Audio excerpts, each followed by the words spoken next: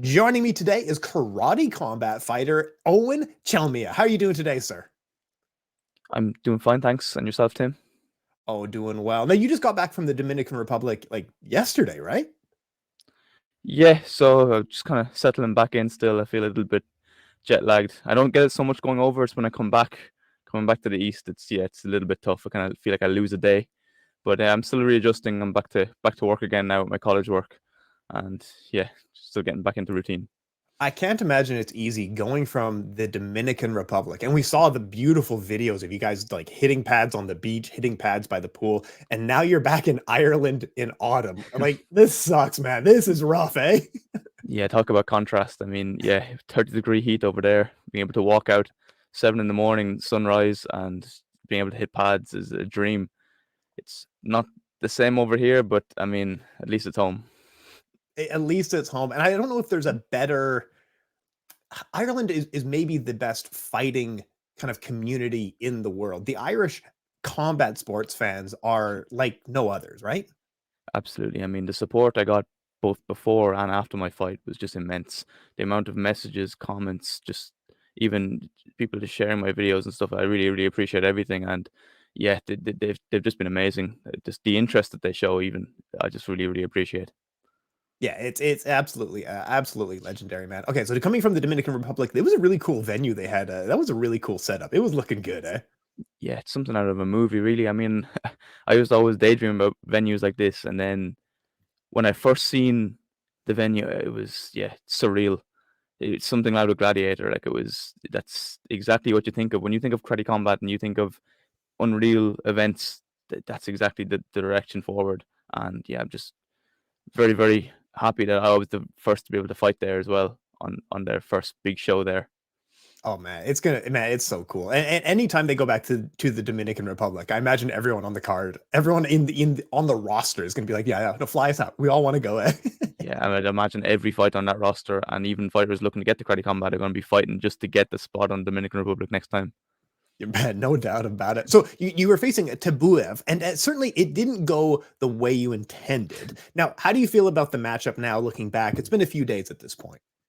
Yeah, certainly didn't go to plan. I mean, the plan was to just apply pressure from the very start. I knew I had the gas tank to go. I knew I had the fitness to go.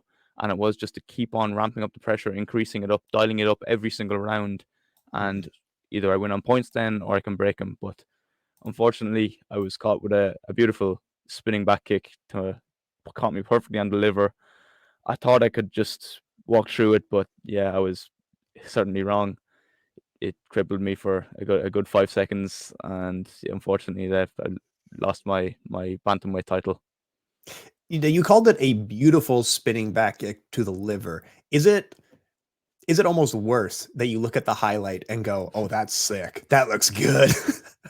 Yeah, I mean, at the same time, I would much rather be knocked out or stopped rather than being outfought and outbeaten on points. I mean, it's certainly something I feel like I can come back with. This has given me a kind of a motivation now to really up my game.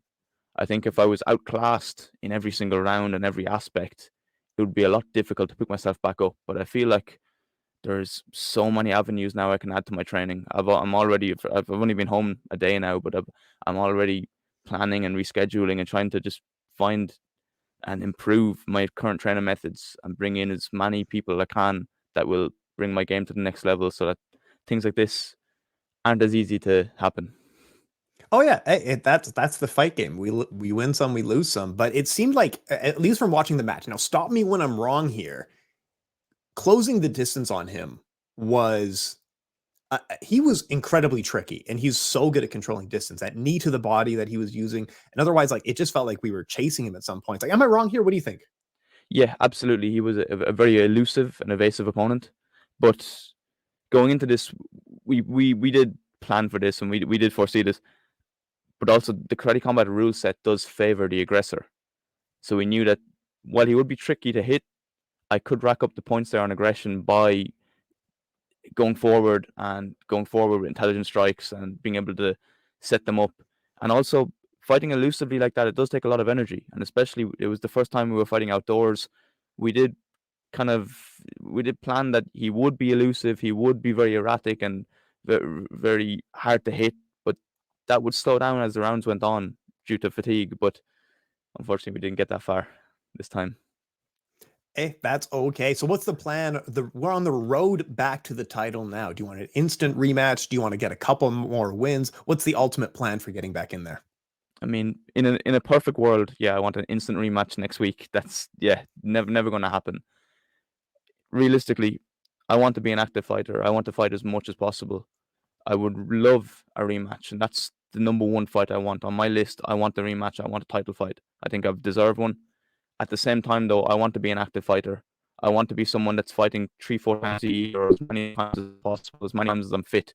So I'm not satisfied to sit out and wait on a rematch. I don't know what his plan is. I don't know when he intends on fighting next. I know he's not the most active of fighters. So I'm not going to sit around and wait for my rematch while I can be racking up the experience, improving myself, continuing to fight and get a few more fights before I'm ready again. I know I can beat him. I know, give me the time, give me the training, I will improve and I can beat him. I don't see the point in stepping out and waiting around for this rematch and seeing if he wants it or not, or when the promotion intends to schedule it. I'm up for whatever fight comes next, whether it's above or below in the rankings. It makes no difference to me. Competition is the best teacher, and I just want to learn as much as possible.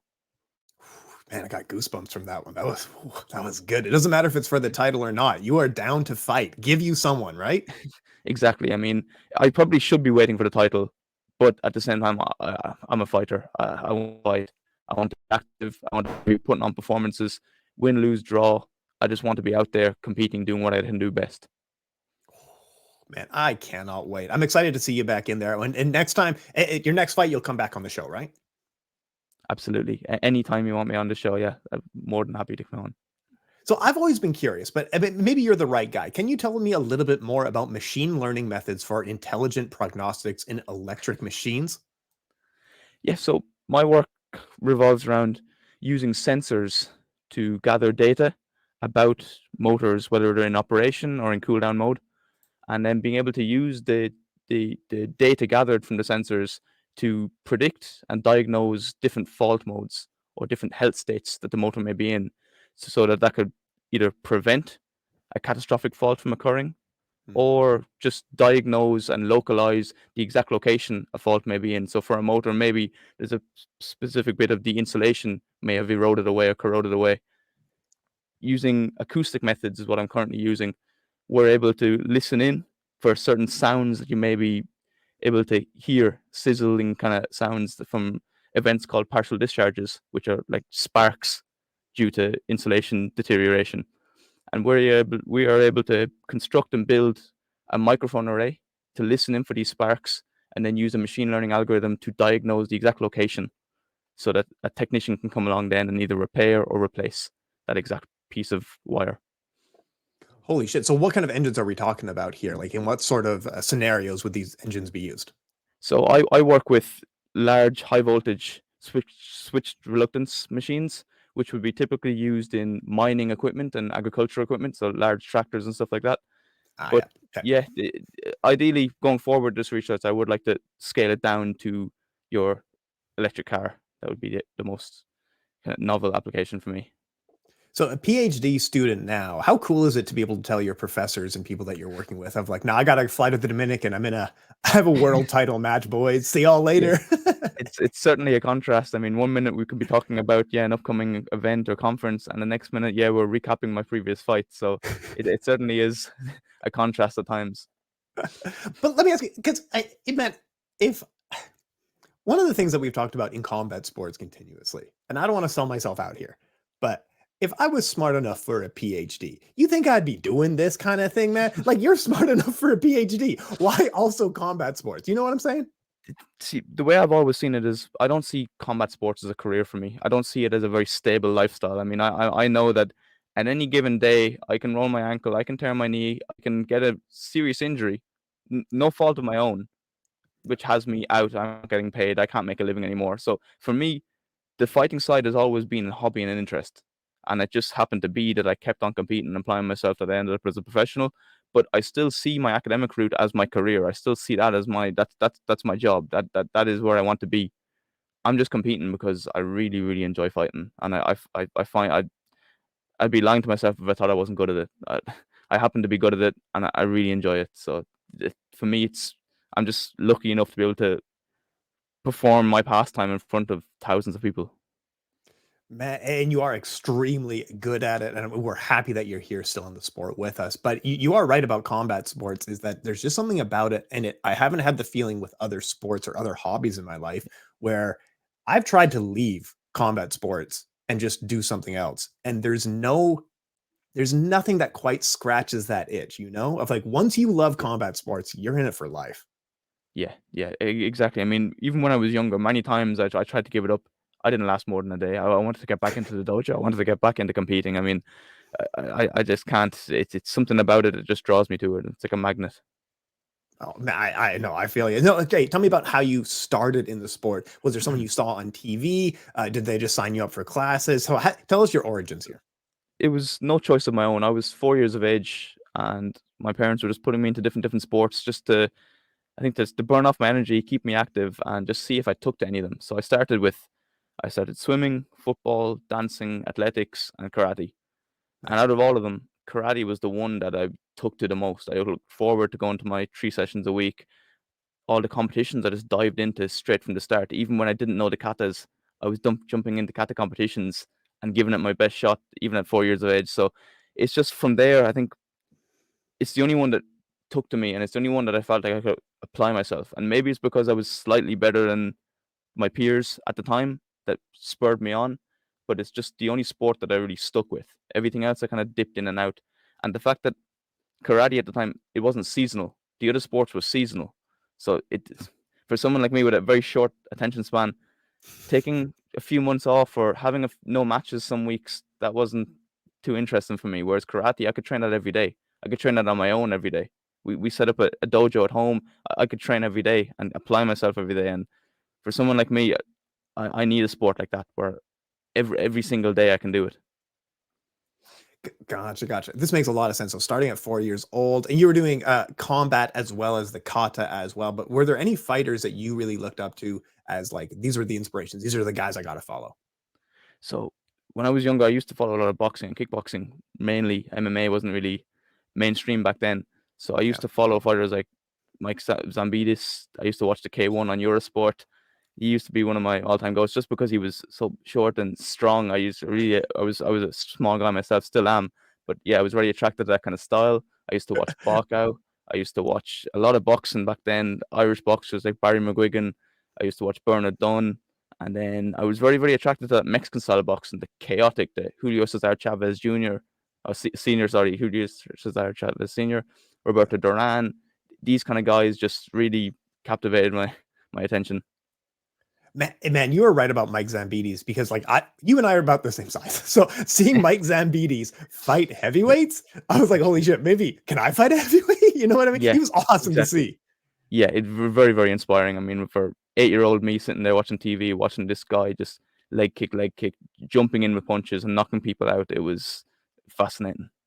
Oh man. And now Buakaw is such a legendary figure. He's an icon in the sport of kickboxing and Muay Thai Yeah. at this point. But he does have three more scheduled fights just in the next like 4 months. What do you think? Like Buakaw needs to hang it up or can he still keep going? What do you think? See, I thought when his last when his new deal was signed, I thought maybe hanging up. And then I watched his last fight on the zone and I was like, wait, this guy still has it. He's still performing. I mean, he's still able to dish out the punishment and he's not taking damage. That's the main thing I see. He's not taking too much damage. So I thought beforehand maybe he should hang it up, but his last fight was impressive. So I'm still gonna tune in for the other two. Yeah, that's the thing. I thought this, I'm definitely going to be watching as much as I'm like, he's Yeah, old. He needs to hang it up. Well, I'll tune in. And now the promoters got me. They absolutely. got me in the trap at this point. Yeah, definitely. It's yeah, he just has a good skill set that I'll always want to watch. He's just not in a boring fight. Man, I know he's absolutely awesome. But yeah, I don't know if there was anything cooler. And I was talking about it with the Karate Combat president as well. Of like, I'm not sure if there was anything cooler than when K1 kickboxing was at its peak and they're selling out Saitama, they're selling out the Tokyo Dome, and now they're really trying to get it back. But you've been around the industry for a while. You've seen the highs and lows. Do you think kickboxing can kind of get back, or kickboxing or kick sports in general can really get to that level that they once were during the golden age? I think as a collective they can.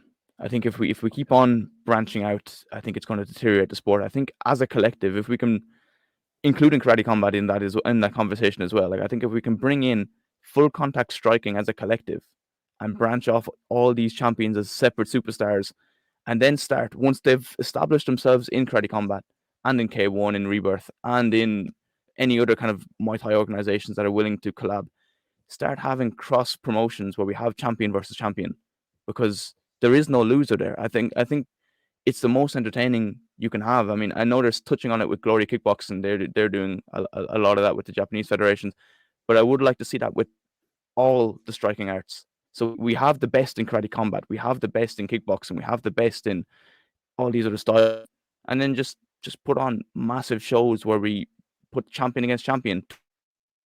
I think the best way forward would be for all the major promotions to collaborate and have events where we champion against champion in a tournament style, and just there is no loser there. There is no shame. Whoever wins, we'll wait till next season to see. But I think that's the way forward. That's going to draw the most eyes to the sport, not competing with one another, but growing off one another as separate styles. Man, could you imagine? We're talking about Rise, we're talking about K1. I mean, Glory and Rise were working together. K1 now is really putting out the feelers to say like, hey, I'm happy to work with anyone. Like if they're so let's call a spade here. If you were called up by K1 to represent Karate Combat, you would show up in a K1 Grand Prix tomorrow. Absolutely. I mean, yeah, especially I would be proud to represent Karate Combat. I would wear the gi. I would walk in there, and yeah, that would be a dream come true for me to be able to represent my style, my promotion, the company that has promoted me from the start of my professional career, and just being able to represent karate in a full contest striking form against other champions. Fucking excited for this, man. We got to get it. I'll call K1 tomorrow and see what I can set up. By the way, they don't return my calls, so who knows? I'd really appreciate that. That would be. I'll do the best I can. Michael Chevelle will stop talking to me, so we'll see. All right. So last year, I know you were playing Apex Legends and Dead by Daylight. What are you playing this year? At the moment, I'm playing a lot of the new Texas Chainsaw Massacre game. I'm just really. I didn't think I'd like it, but yeah, I've really dived into that one, and yeah. Okay. I'm not overly familiar with the. Is this horror survival style game? What is this genre? Yes, here? it's a team-based game. So you have a team of 3 attackers versus a team of 3 defenders, and the defenders there to escape the house, say, whereas you have the family of the Texas Chainsaw Massacre constantly chasing you. And it is an online game. It's very similar to Dead by Daylight, except it's team-based. And yeah, no, it's just something I've been spending a few hours on here and there. Just a fun game. What were some of the childhood games that were influential for the games that you like today? Definitely the Assassin's Creed franchise. I used to dive hours and hours into them ones. Yeah, they did. I'd say that would be the main franchise that I've stuck with. That Far Cry and Assassin's Creed would be the main franchises that I spent the most hours on. Man, yeah, Far Cry was like weirdly inconsistent. Where like one game, wow, this is the best thing they've ever made, and then the next game, you're like, this is trash. What are you doing? Yeah, you know? Far Cry 3. Yeah, that was my go-to for a long No, time. What Assassin's Creed game was the best one? Which one's your favorite? It's controversial, but I really like Odyssey. I mean, out of all of them, I preferred Odyssey the most. Maybe it was the timing it came out. Maybe it was just the frame of mind I was in at the time. I was playing it during, and I remember just spending hours and hours a day. Just, I'm very fascinated by Greek mythology, and yeah, I remember playing through that game and just being just not wanting to put down the controller. Man, yeah, I really liked Odyssey too. I like that you can go travel around to all the isles. I love the sailing mechanics in the game, and there was so much busy work. But there was so much like I haven't completed the main quest, but I've probably put 100 hours into the game of just running around, doing a Greek Isle stuff. But yeah, I agree with you. It's a really good game, right? Yeah. For me, that's my favorite one. And I know a lot of the community that like Assassin's Creed wouldn't agree, but for me, just my interest, I really like that game. So here's what I want. Here's what I genuinely want. I want an Assassin's Creed game. Sorry, I want a game like Black Flag or Yeah. Odyssey with the sailing mechanics in space. I don't know why no Yes. one can give me this. Like, just give it to me straight. I want to be a space pirate, but every space game's like, no, you got to do some other stuff. Come Yeah. on. Like, have you Yeah. seen Starfield? What do you think of Starfield? I haven't got to play it yet. It's one of those games that a little bit like Elden Ring, where I'm afraid to jump into it because I know how much time it's going to take me just to grind through it. So I will play it at some stage, but yeah, I don't know. It just hasn't caught me yet.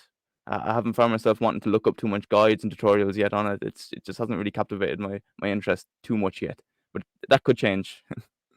No, and that's a problem of like as you and I are aging up and still trying to play video games is we don't have time. So if a Yeah. game is going to take that much of my day, it needs to be really good. So I was having childlike wonder looking forward to Starfield, and then I Yeah. was able to see raw uncut gameplay, and then I thought, I don't think I want to play this, man. I don't Yeah. know. Yeah.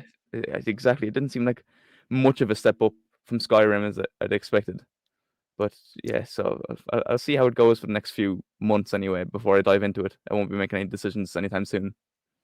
But yeah, I did really like Elden Ring.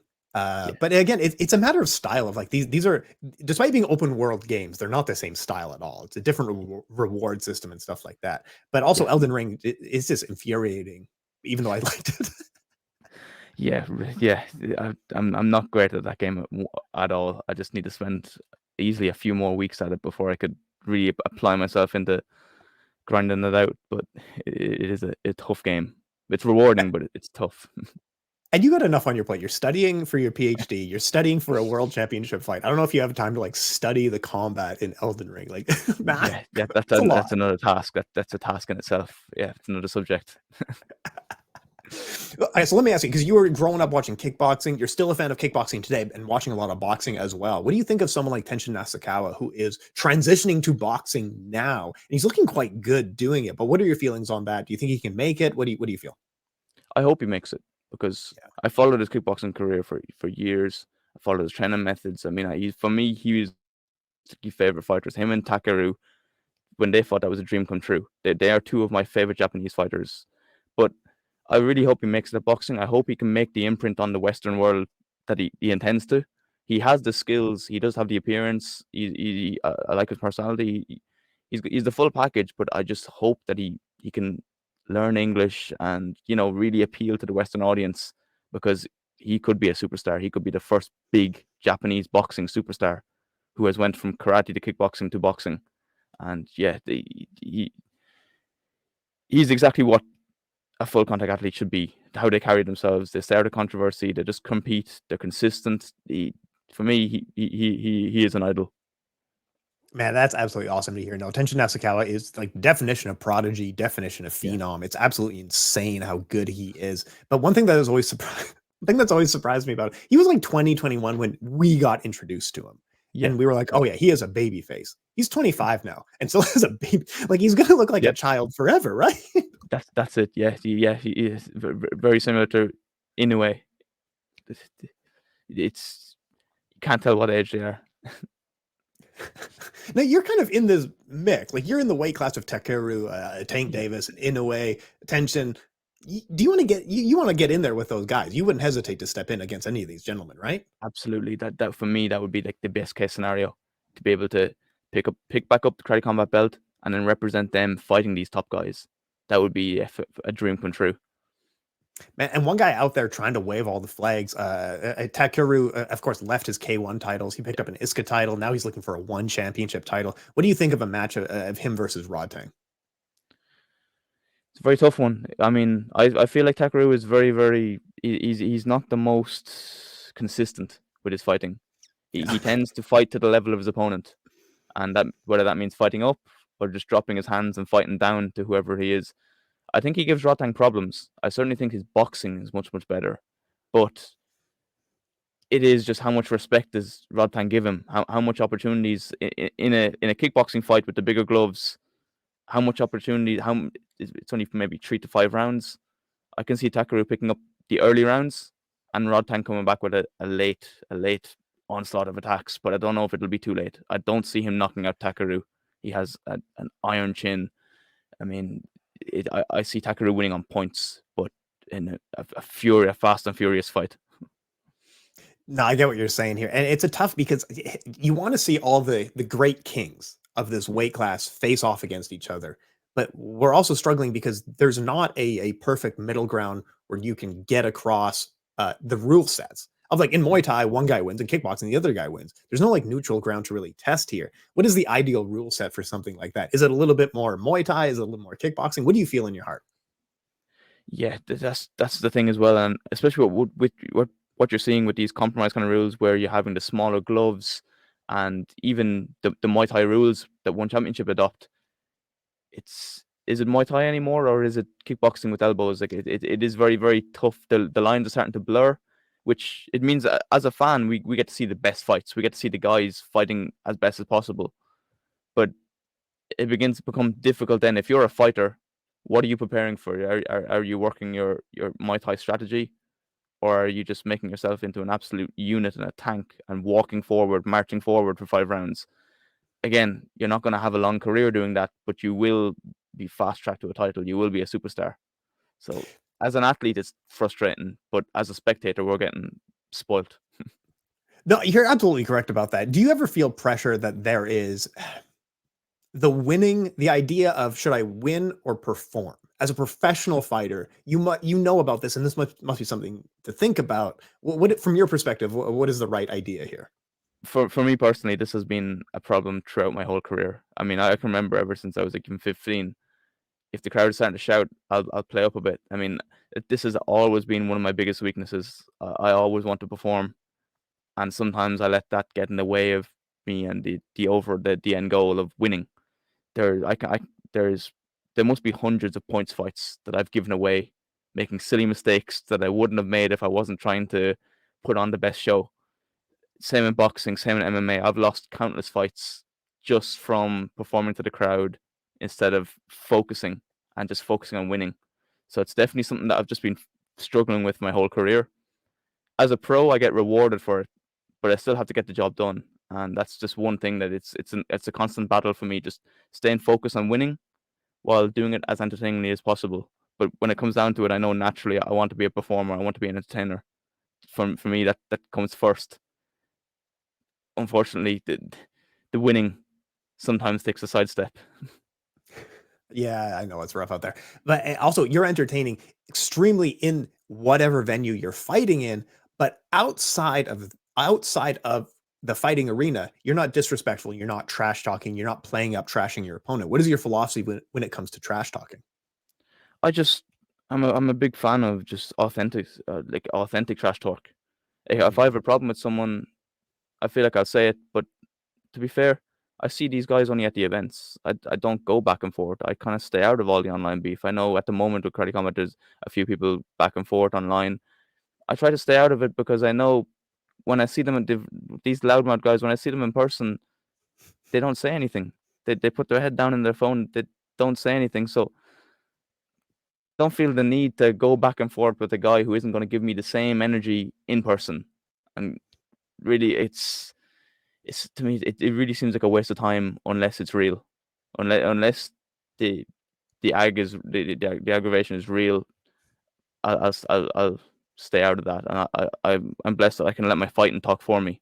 I feel like I have a fairly watchable style. It's a fan friendly kind of style where I constantly go forward. So I feel until I'm not able to do that anymore, then I'll have to resort on trash talks to get the fights I want. But at the moment, I feel like I'm well able to get tough fights, good fights, and work my way back to the title. No, I agree with you. Keep it authentic so it's not corny. If you got a problem, we'll talk it out. But like, it's a weird thing of all of us in this industry. We like the people who would trash talk you. You're in the same career path as me. You have the same background as me. We actually understand each other better than anyone else in the world can understand each other. Why are you beefing with me? Grow up. You know what I mean? Yeah, yeah, it is. This is where in Karate Combat I really respect the guys like Gabriel Varga who managed to completely stay out of it his whole career. For me, like he is the epitome of what a full contact martial artist should be. And yeah, I look more towards these guys and see what they do in these kind of situations, and that really helps a lot. But yeah, a lot of it is very forced. A lot of it's not to my liking. It's not to my style.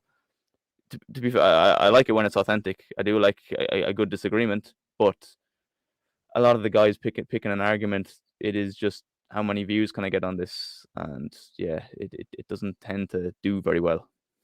Yeah, no, I co-sign with you on that. And now I have to ask because I work in combat sports and people don't connect very well with like, we're in the nitty gritty of combat sports. We're in the hardcore form of combat sports. So most people I talk to, when I tell them this, they're just like, oh yeah, hey, Conor McGregor, and don't have any other context. You being in combat sports in Ireland, I can't imagine how exhausting it is for people to be like, oh yeah, Conor, you train with Conor, right? And you're just like, shut the fuck up. Yeah, absolutely. He is kind of the head runner at the moment. I mean, we do have a lot of other guys coming through. We have had a few UFC signings this year. We have Ian Gary working up the ranks. So it is turning around, and we are kind of getting back a second wave of Irish MMA, which will help to either balance out the Conor influence. But yeah, he is kind of the spokesperson for the whole martial arts community in Ireland at the moment. Whether you like him or not, you can't really escape that conversation.